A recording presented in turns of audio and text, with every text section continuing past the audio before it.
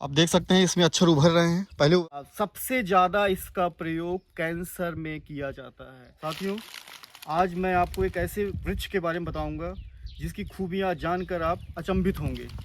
यह वृक्ष विलुप्ति की कगार पर है और वन विभाग द्वारा इसके संरक्षण के लिए पूर्ण प्रयास किए जा रहे हैं, किंतु यह वृक्ष संभव नहीं हो पा रहा है कि कहीं मिले, क्योंकि लोग इसका इतनी तेज़ी से इसकी कटाई कर रहे हैं, ये वृक्ष कहीं मिल नहीं पाता।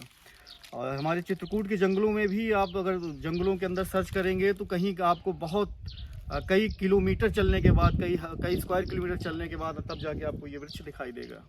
इस वृक्ष का नाम है दहिमन। जी हाँ, बिल्कुल आप सही सुन रहे हैं, इस वृक्ष का नाम है दहिमन और इसे दही पलास के भी नाम से जाना जाता है। अब आप ये सोच रहे होंगे कि इसका नाम दहिमन क्यों पड़ा, इसका नाम दही पलास क्यों पड़ा। इसके बारे में मैं आपको बताना चाहता हूँ। इस लकड़ी की इसमें आप कटोरा बनवाएंगे, अगर उसमें आप दूध रख दें तो वह आप दही के रूप में जम जाता है, इसलिए इसको दहिमन कहा जाता है। क्योंकि इसकी पत्तियाँ जो कि इस समय झड़ चुकी है, गर्मी का समय चल रहा है, पत्तियाँ झड़ी हुई हैं और नई पत्तियाँ आ रही हैं और कुछ पत्तियाँ एक दो ठो नीचे उगी हैं, तो आप इसकी जो पत्तियाँ होती हैं वो पलास की पत्तियों की तरह होती हैं, इसीलिए इसको दही पलास के भी नाम से जाना जाता है। इस वृक्ष के आप जब जानकारी करेंगे तो आपको पता चलेगा कि इंटरनेशनल जर्नल में भी इसके प्रकाशित हुआ है इस वृक्ष की खूबियों के बारे में।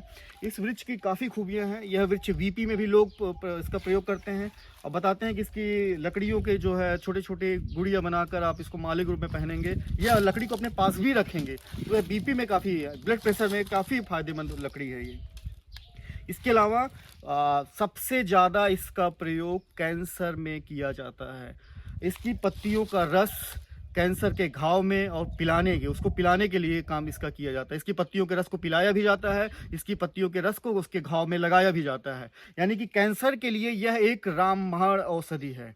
तो मेरा आप लोगों से कहना है कि अगर जहाँ भी ये वृक्ष मिले तो आपको प्रयास करना चाहिए कि उसको संरक्षण करें और उसको लगाएं, ताकि ये वृक्ष अधिक से अधिक संख्या में हर जगह मिले।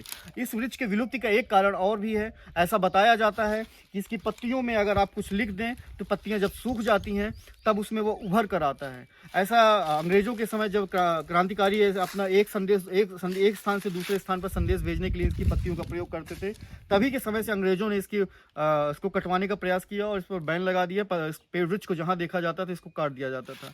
और संभवतः वो भी कारण रहा होगा कि आज ये वृक्ष काफ़ी कम संख्या में उपलब्ध है।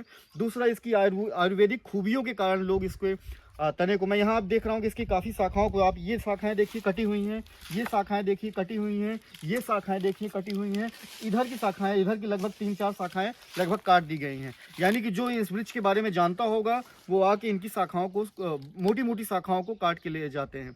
क्योंकि यह वृक्ष काफ़ी बड़ा है और मैं इसको जब जंगल में आया तो इसको देखा तो मुझे लगा काफ़ी बड़ा वृक्ष मिला है। इसके पहले मैं जो दहिमन के वृक्ष देखा था वो काफ़ी छोटे होते हैं, लेकिन पहली बार देखा कि यह इतना विशाल वृक्ष है।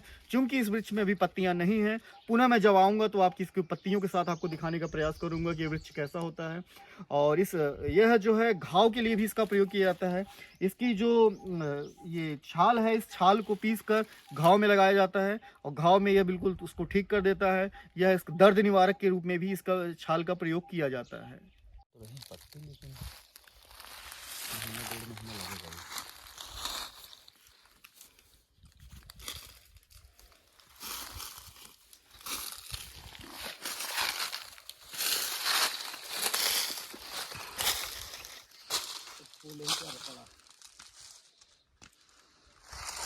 गंदा पड़ा था क्या? फूल फूल फूल आया।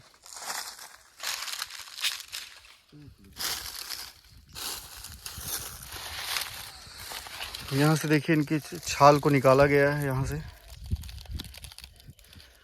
और यहाँ पर कुल्हाड़ी भी मारी गई है छाल को निकालने के लिए। मैं इन शाखाओं की बात कर रहा था। ये शाखाएं देखिए किस तरह से काट के इनको ले जाया गया है और ले जाने का बस वही एक उद्देश्य है, इनकी आयुर्वेदिक दवाइयाँ बनती हैं, उसी के लिए इनको काट के ले जाया गया है। ये भाईलाल उसी की लकड़ी है, देखिए। जी हाँ, पक्का? हाँ पक्का।